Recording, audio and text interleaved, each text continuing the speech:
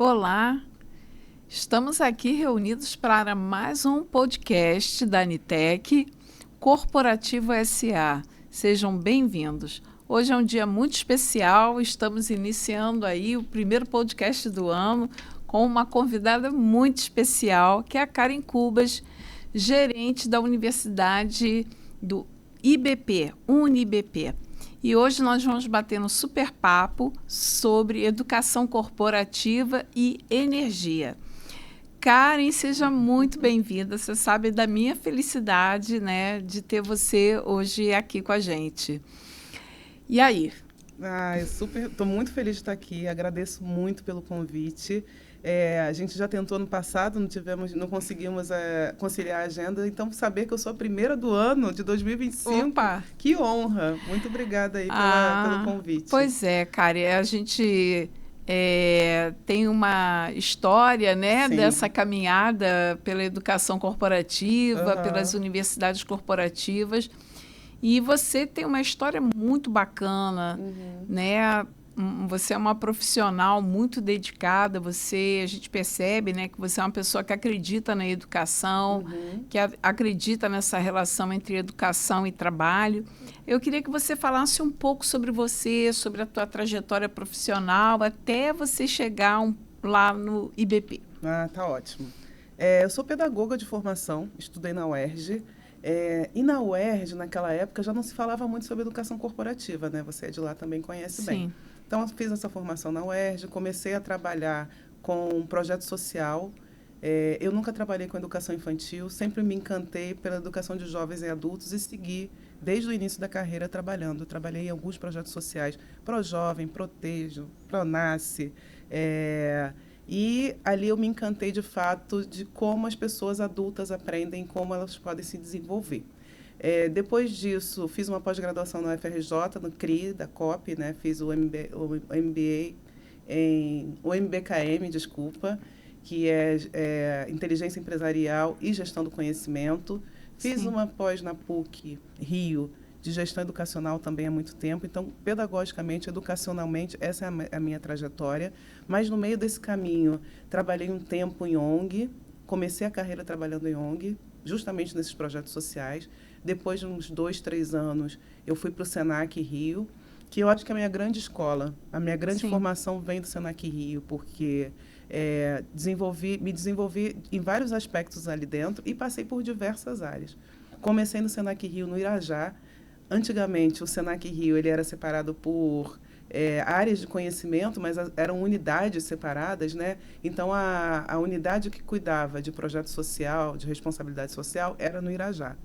Comecei lá, houve uma reestruturação no Senac e fui convidada a participar de uma equipe que era Educação Corporativa e Sustentabilidade dentro do Senac. E ali, quando eu cheguei, eu sabia bastante sobre sustentabilidade, projeto social, mas sabia pouco sobre educação corporativa. E conversei com uma colega que até hoje ela não sabe quanto que ela me influenciou nessa conversa para começar a entender sobre educação corporativa, e trabalhei muitos anos no Senac com educação corporativa, até que um dia, depois de passar por diversos projetos no Senac, eu fui convidada a trabalhar no IBP. E naquela época que eu fui para o IBP, a gente estava no meio de uma crise do petróleo, né, aquela história de petrolão, e o IBP estava em busca de alguém que falasse sobre educação, não necessariamente sobre educação corporativa, porque o IBP já tinha uma área de educação, de treinamento, muito antiga. O IBP vai fazer 70 anos, então essa área ela acompanha um pouco a trajetória do IBP. Em 2016, quando eu fui para lá, lógico, puxei a sardinha para minha brasa, desenvolvi um projeto que, inclusive, você me ajudou, que é o que está até hoje, né? Apresentei para a diretoria, e a diretoria entendeu que a gente poderia se transformar numa universidade corporativa setorial. E aí, depois disso, a história, que eu acho que eu vou chegar nesse lugar daqui a pouco. Legal, sim, porque é importante, né, essa relação, né, da sua trajetória profissional com o que você está desenvolvendo hoje junto ao IBP, né, à Universidade do IBP. E é um trabalho que a gente sabe árduo, né? É um trabalho árduo. Falar de educação já é um desafio. E falar de educação corporativa é um desafio ainda enorme. Para a indústria de energia, mais ainda, né? E, e aí? Quais são os teus desafios lá na UniBP? Acho que o grande desafio da indústria hoje é o jovem sentir interesse por essa indústria. Né? Então, o desafio hoje é que a gente consiga chegar mais próximo das universidades para falar sobre a indústria de energia, trazer esse jovem para próximo, para que ele se associe ao IBP, para que ele participe dos cursos, porque a gente vai passar daqui a pouquinho por alguma crise relacionada à gestão, porque os gestores mais antigos estão se aposentando. E o jovem, a gente escuta muito que o jovem não tem interesse por essa indústria. Então, o grande desafio, acho que, do setor é a atração de jovens, né, independente das áreas, todas as áreas. Né? Todo mundo pensa que a indústria de petróleo é formada só por geólogos e engenheiros e tal. Não, todas as áreas são contempladas dentro da indústria. Inclusive, eu sou pedagoga e trabalho na indústria. Eu vou até aproveitar e te perguntar como é que está a questão da inserção da mulher num campo como esse? Também é um grande desafio, né? É uma indústria muito masculina, né? Uma indústria que é regida por homens há muito tempo. E existe, sim, o desafio das mulheres crescerem na indústria. A mulher chega na indústria até uma média gestão, mas você vê pouquíssimas mulheres em cargos de liderança mais alto. Aí, com isso, o próprio IBP, que já tem esse papel, né, de ser a casa da indústria, de falar sobre temas que são relacionados à indústria, criou um programa de mentoria da liderança feminina, justamente para a gente dar luz para essas mulheres que já estão em cargos de liderança, mas que são vistas na empresa como pessoas que podem crescer dentro daquela empresa no cargo de liderança. Então, a gente criou um programa de mentoria que temos mentores e mentoras, não só mentoras, temos homens também como mentores, e mentoradas. E esses mentores, a gente faz uma mentoria cruzada, porque além de mentoria da diversidade entre pessoas, a gente faz uma mentoria entre empresas. Então, as mulheres preenchem um teste do MBTI. Com esse teste, a gente faz um match com o perfil do mentor.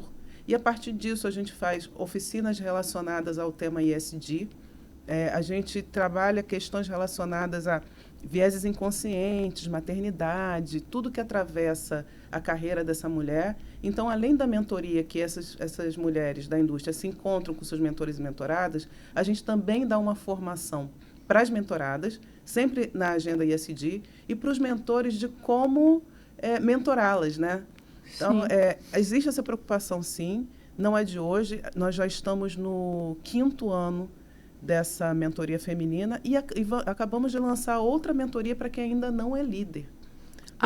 Porque a gente isso sabe, bacana as pessoas saberem disso. Viu? Exatamente, porque a gente trabalha as potencialidades de mulheres que ainda não são líderes para que, no momento, elas possam ocupar esse cargo de sucessão. Então, sim, é um desafio na indústria, mas eu acho que a gente vem superando aos poucos aí e também em conjunto. É um desejo de todos. Todo mundo entende a importância da diversidade, que não é só porque nós somos bonitas e cheirosas, né? Sim. Mas também o que a gente traz para a mesa como negócio. Sim. Então, existe uma preocupação e uma luz nesse tema dentro da indústria. E, por exemplo, como é que está essa questão do apagão de mão de obra no setor de energia? Como é que você enxerga isso? De fato, há um apagão?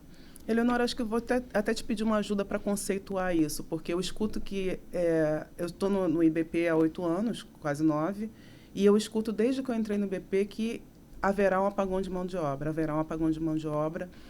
a indústria ela tem uma sazonalidade, né? A gente passa pelo processo de produção, de exploração e produção, e depois dá um declínio. Então, as empresas acabam que elas contratam bastante gente nesse período, e depois de um período é que essas pessoas não estarão mais no projeto, porque o projeto vai acabar. Mas eu fico muito preocupada, ultimamente eu tenho ficado muito preocupada com essa afirmação de que existe um apagão de mão de obra num país como o nosso.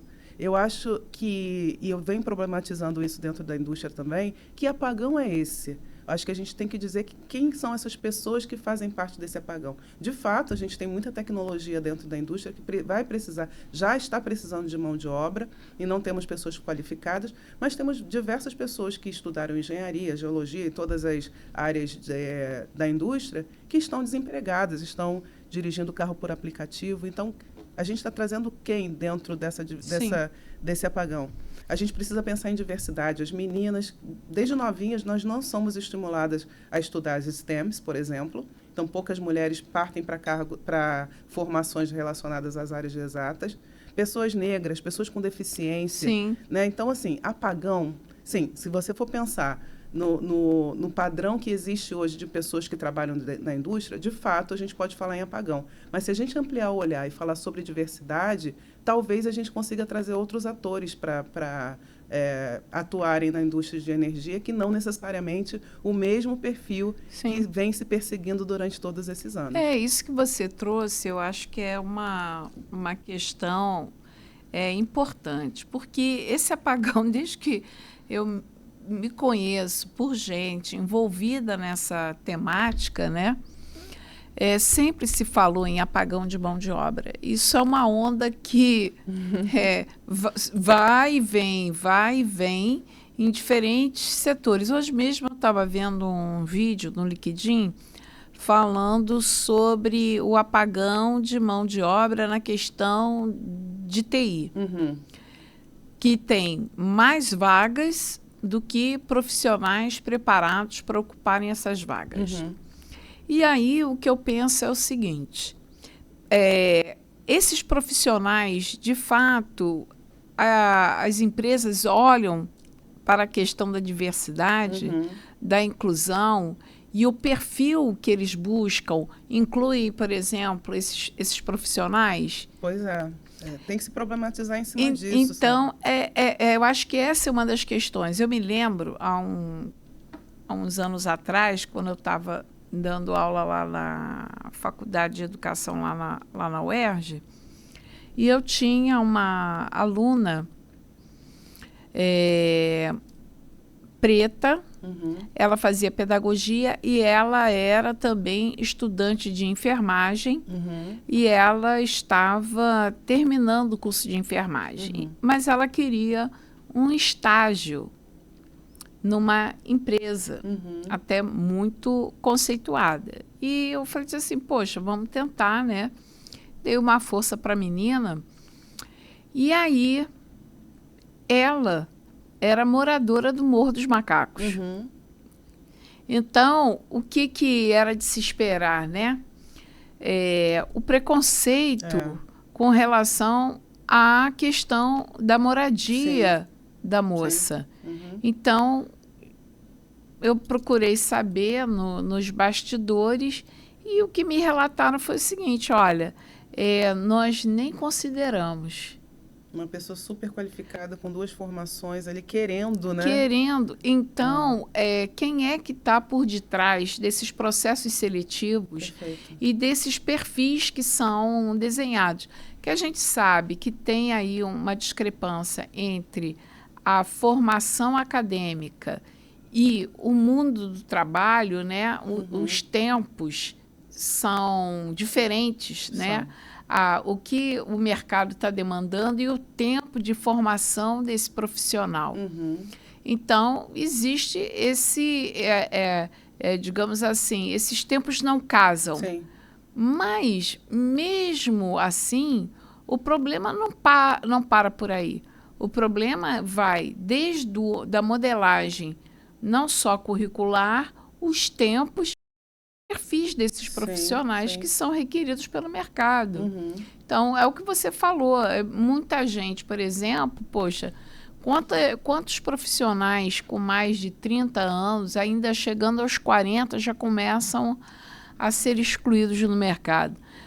40 não entra, 50 não entra, 60 então... Não, nem se fala, né? E você vê que as pessoas estão com mais qualidade de vida, tendo autonomia durante mais tempo, a jovialidade, e esses profissionais não são considerados, muito raramente.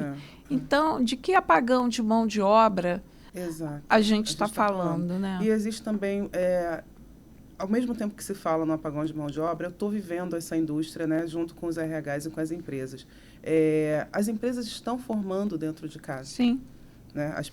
A educação corporativa está acontecendo dentro das empresas, a máquina está girando. Então, já se sabe desse descasamento entre academia e mercado de trabalho. Por conta desse descasamento, alguém vai ter que tomar uma providência ou os dois lados vão ter que se unir.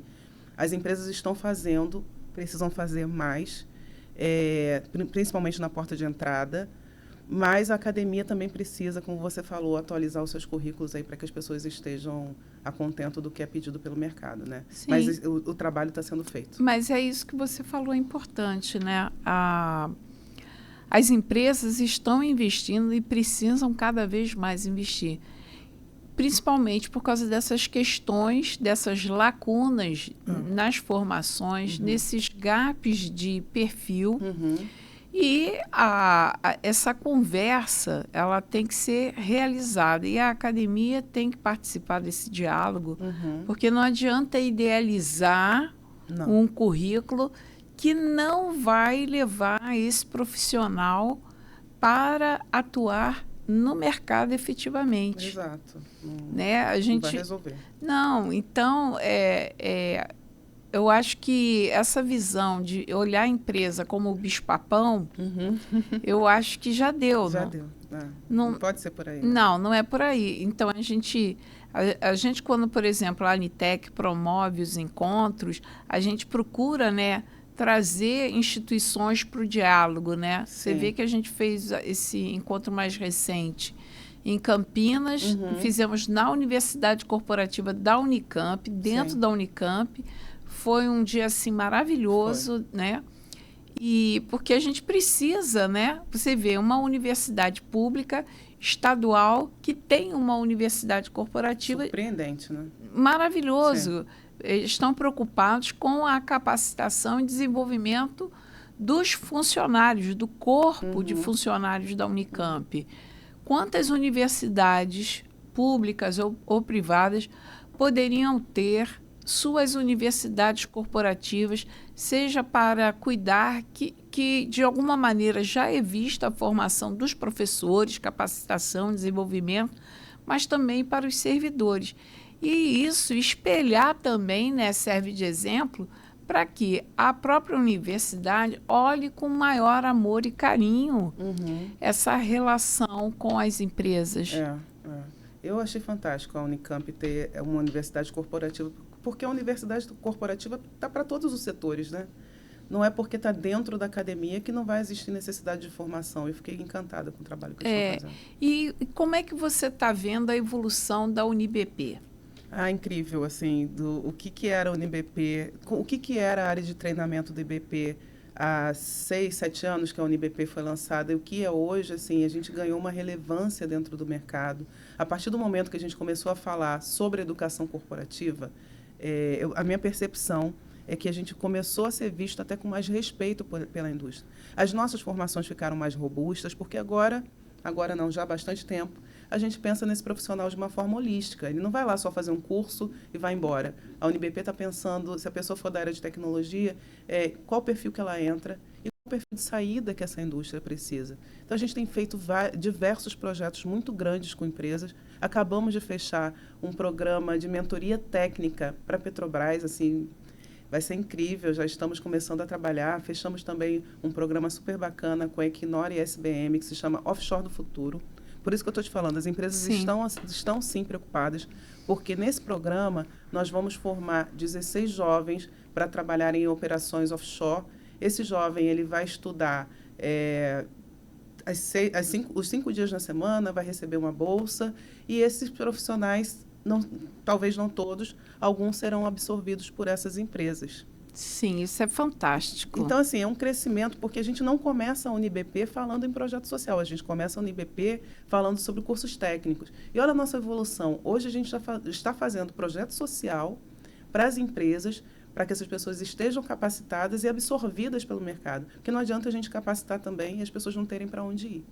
Então, assim, cresce exponencialmente a UniBP a cada ano e nos dá muito orgulho do trabalho que a gente está fazendo lá. E como é que vocês trabalham essa questão da equidade, diversidade e inclusão, então? Tá, eu vou te falar o IBP como um todo, tá? O IBP, eu posso falar um pouco antes o que é o IBP? Tá bom, obrigada. O IBP é o Instituto Brasileiro de Petróleo e Gás. Ele existe há 68 anos Ele foi criado na abertura de mercado lá atrás, quando a Petrobras, as outras empresas que não só a Petrobras, as multinacionais estavam no Brasil e precisavam de um lugar neutro para falar sobre questões técnicas e normativas, já que no Brasil a gente ainda não tinha tanto campo para falar sobre competências da indústria, né, para a indústria de petróleo.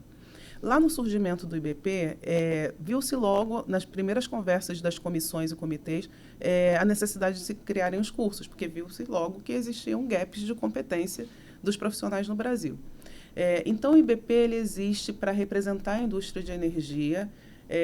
O IBP tem 3 pilares: um pilar de advocacy, onde o IBP defende os interesses da indústria; um pilar de representatividade, porque o IBP representa, dentro da matriz energética, o IBP representa a indústria de petróleo e gás perante as outras energias. Então, o IBP também tem um papel muito importante relacionado a... Eu gosto muito de como o meu chefe fala, o Roberto Ardengue. Ele não fala transição energética, ele fala evolução energética.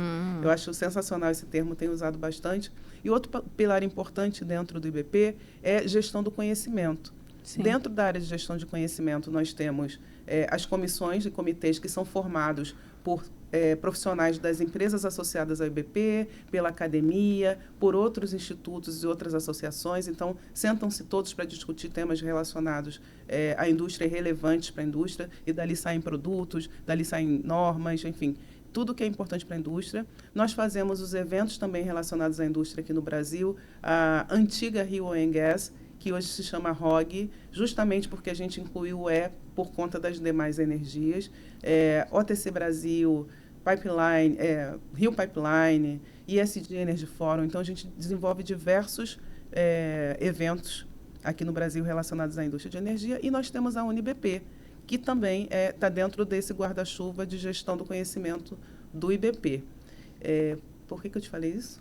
Não, eu estava perguntando a você sobre essa questão da UniBP, né, da diversidade, da inclusão, da equidade, e aí você quis... Eu pedi para explicar. Então, como eu te falei, o IBP tem cerca de 200 comissões, e uma dessas comissões é uma comissão de diversidade, foi criada em 2018, 2019, para justamente tratar temas relacionados à diversidade, né? Que é tão importante para essa indústria, que a gente sabe que é masculina, uma indústria tradicional e tal. Então, algumas pessoas falaram, a gente precisa tratar desse assunto, de assuntos que são incômodos dentro da indústria. A gente já estava se falando muito sobre ESG, sobre essa agenda, sobre a importância da agenda. Então, o IBP ele tem grupos de trabalho que tratam diversos temas. Eu, por exemplo, faço parte do grupo de trabalho de raça e etnia. Aí tem LGBTQIA+, tem o de gênero, não vou lembrar de todos aqui. A gente tem diversos grupos de trabalho dentro dessa comissão, justamente dentro dessa comissão, para tratar diversos temas relacionados à diversidade, equidade e inclusão. Dentro da UniBP, como eu falei, a gente tem 2 programas de mentoria. Esse ano tem vários lançamentos bacanas. A gente vai lançar um programa chamado Ziga, que é uma palavra em Yorubá que significa união, todos juntos. E esse programa é para a formação de pessoas negras, pretas e pardas, para atuarem na indústria de energia também. Porque a gente escuta muito, a gente não vê pessoas negras qualificadas para ocuparem certos cargos. Então, o IBP tem esse papel também. A gente vai encontrar essas pessoas, vai dar uma formação sobre a indústria, não vai dar uma formação sobre a carreira delas, mas sobre a indústria, para que essas pessoas sejam também contratadas pelas empresas. Então, o IBP está com um foco muito grande nessa área e tem desenvolvido eventos, encontros, papers, para que as pessoas da indústria saibam. A gente tem uma cartilha sobre diversidade do IBP, depois eu posso até te passar, falando como que se trabalha as boas práticas de diversidade dentro da indústria. Então, tem muita coisa acontecendo. Olha, isso que você está colocando, né, é importante, e a gente frisar, né? A UniBP é uma universidade corporativa setorial. Isso é que é bacana, a gente também, né, frisar, né, que ela olha todo o setor, né? Isso é muito bom, é exemplar, né? O trabalho de vocês, a gente tem visto, né, como é que tem crescido e a relevância, né? e a seriedade com que esse trabalho, né, tem sido realizado. A gente tem assim muito orgulho, né, de ter a UniBP como filiada da Anitec, né? Sim. Essa representatividade junto à associação. E eu queria te perguntar, como é que você tem visto esse relacionamento com a Anitec, a participação nos encontros, a certificação de vocês? Estar com vocês na Anitec tem sido fundamental para a UniBP se desenvolver. Desde o início, né? Desde antes da filiação, a Anitec já estava junto da UniBP nesse processo.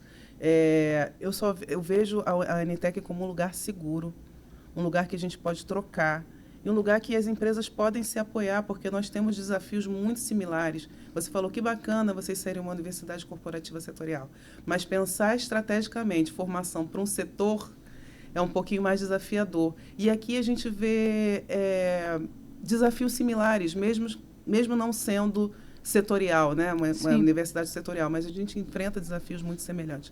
E os encontros que são promovidos são muito ricos, porque é dotado de profissionais que são relevantes nas suas áreas, né? Então, é um momento de troca, um momento de aprendizado, um momento de networking, para as pessoas que estão lá, e um momento de estarmos juntos e sabermos que existe um lugar seguro para que a gente consiga não só falar das nossas vitórias, mas também falar dos nossos desafios. A Anitec tem esse lugar muito, muito, muito próximo. A certificação. Passamos nessa prova e nesse teste, não sei se vocês sabem, mas tem que preencher um monte de documento, comprovar de fato que você é uma universidade corporativa, e a gente conseguiu fazer essa comprovação. Temos uma plaquinha linda, um selo, que as pessoas vêm nos perguntar, né? Esse selo, tem empresa da indústria que vê o nosso selo, como é que eu faço para ter um selo desse, né? Como é que eu faço para participar de um processo desse? Fortalece a educação corporativa no Brasil. A Anitec fortalece muito a educação corporativa no Brasil. Esse trabalho que você faz de formiguinha, né, Leonora? De chama uma empresa, vem conversar, olha os benefícios que tem esse encontro aqui que a gente faz, é fundamental. Se a gente não tivesse a Anitec, a gente não teria se unido da forma que tem esse grupo agora, né? Talvez a gente nem se conhecesse, porque você tem universidades corporativas do Brasil inteiro. Então, é fantástico fazer parte. É um momento histórico. Assim, eu acho que a Anitec só vem crescendo cada vez mais, mostrando sua relevância e fazer parte. Quem não está dentro, por favor, procure saber. Procure saber, porque é bem bacana. Porque eu acho que a questão, né, da gente trabalhar coletivamente, né? Cada empresa tem, claro, seu desafio, mas é o que você falou. Existem desafios que são comuns a todas as organizações e que fica mais fácil a gente enfrentar isso coletivamente e pensar soluções, respostas, encaminhamentos, fortalecer as universidades corporativas, né? Fortalecer as equipes, fortalecer os gestores, os programas que estão sendo realizados e a gente tornar isso público. Né? Para nós é importante a produção do conhecimento sobre a educação corporativa no Brasil e trazer isso para colocar para as empresas, para as organizações de uma maneira geral, o que as empresas estão fazendo em prol da educação do trabalhador. Né? Seja a educação setorial, seja olhando para toda uma cadeia produtiva, seja olhando para uma comunidade local. A gente acabou de receber, né, a Vale como associada, a gente está super feliz com isso, da Valer, que também é uma universidade corporativa histórica, fazer parte desse quadro associativo e da gente poder certificar essa universidade corporativa tão importante também como é a Valer. E aí a gente reunir, né, a UniBP, a Valer, a Universidade Corporativa da Unield, trazer o pessoal da ArcelorMittal, cada uma dessas universidades corporativas para dentro da associação e fortalecer cada uma delas, né? Tem algumas que ainda estão em processo de filiação que eu ainda não posso... Não pode dar spoiler. Não posso dar spoiler, mas depois a gente vai compartilhar isso com todo mundo, mas como é que a gente consegue olhar, né, as universidades corporativas como realmente um segmento que trabalha com a educação corporativa, com uma educação dita não formal, né?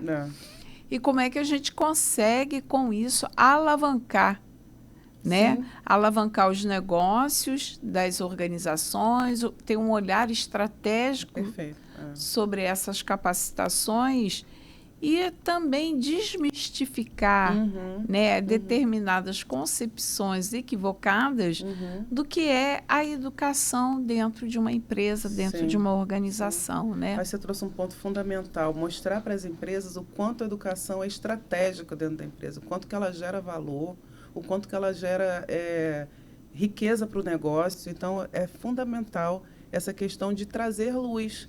Quando a gente se reúne, as pessoas perguntam o que tanta universidade corporativa está fazendo junto? O que eles estão tramando, né? E a gente está tramando mostrar o nosso trabalho, né? Eu acho que é isso que a Anitec faz, né? Sim. Você valoriza o trabalho das universidades corporativas e, com isso, a gente consegue levar para dentro da empresa, né? Principalmente as universidades corporativas que precisam daquele orçamento para desenvolver os seus programas. Aqui, eu faço parte de um grupo, olha o grupo que está aqui. Né? Mostrar isso dentro de uma empresa muda como que essa universidade corporativa, essa área de treinamento, nem todas têm universidade corporativa. Sim. Essas áreas de treinamento são vistas internamente. Aí muda o olhar da gestão, muda o olhar de quem está participando das formações, que às vezes, um saco, mandaram eu fazer, não sei nem o que eu estou fazendo. Quando você entende que a sua formação estratégica para a empresa, que vai trazer resultado não só para a empresa, mas para o seu desenvolvimento profissional, você se engaja. O funcionário quer participar daquela formação, mas tem que ser um pouco cascateado, né? Tem que vir de cima para baixo. As empresas olharem a importância de se ter uma universidade corporativa. Com certeza. E a gente vai fazendo esse trabalho, vai procurando contaminar, eu digo que a gente vai contaminando, né? Espalhando a notícia, e esse ano de 2025 a gente vai viajar muito pelo Brasil. A gente já está convidando vocês para participarem dos encontros, e vamos ver, esse ano a gente quer ir do Iapoque ao Chuí. Eu quero participar de todos. E é uma caravana, e a gente já conta com você. Cara, eu quero te pedir para você, a gente está caminhando para a finalização, para você fazer suas palavras, suas considerações, falar com o pessoal na sua câmera. Na minha câmera. Agradecer novamente por estar aqui, poder falar sobre a UniBP. Eu acho que vocês estão vendo que meu olho brilha, né? Falar sobre educação é o meu tema, educação corporativa é o que me move. Estar aqui é uma forma também de espalhar, como a Eleonora falou aqui, né, de disseminar um pouco o que é educação corporativa e desmistificar. Educação corporativa para a indústria de energia é muito importante e tem ganhado mais relevância a cada tempo. Espero que você, que ainda não faz parte desse grupo, venha, procure a Eleonora, faça parte. E quem já faz parte do grupo, que a gente consiga cada vez mais se fortalecer, estarmos juntos, trocar. São trocas incríveis que acontecem nesse grupo e continuar a caminhada. A UniBP está com diversos projetos aí. Espero voltar aqui para contar o resultado de alguns projetos que a gente está desenvolvendo esse ano, porque, como eu digo, em educação o céu é o limite, né? A gente consegue fazer muita coisa em diversos formatos, em diversos lugares. Eu acho que é a melhor profissão do mundo, Eleonora. Ai, que bom. Então a gente fica feliz, né? É bom, seus olhinhos realmente brilham. A gente vê eu não consigo esconder. Que você é feliz naquilo que você se propôs a fazer, que você vem desenvolvendo, viu? Parabéns, obrigada, Karen, obrigada. Parabéns para o IBP, para a UniBP, para a equipe toda, viu? Obrigada. E agradecer a vocês e dizer sim, a gente está à disposição, a gente quer realmente espalhar essa notícia das universidades corporativas, convidar você, gestor, convidar você que é membro de uma equipe de educação corporativa, você que é CEO de uma organização, para a gente se unir e trabalhar coletivamente, uns aparando aos outros, que é isso que a gente vai, né? procurando também trazer esse espírito de coletividade, de um ecossistema. E vocês estão convidados para este podcast, para outros podcasts que estão vindo por aí durante esse ano de 2025, para os encontros e para também integrarem o corpo da associação. Beijo para vocês e até a próxima. Obrigada. Obrigada, Caio.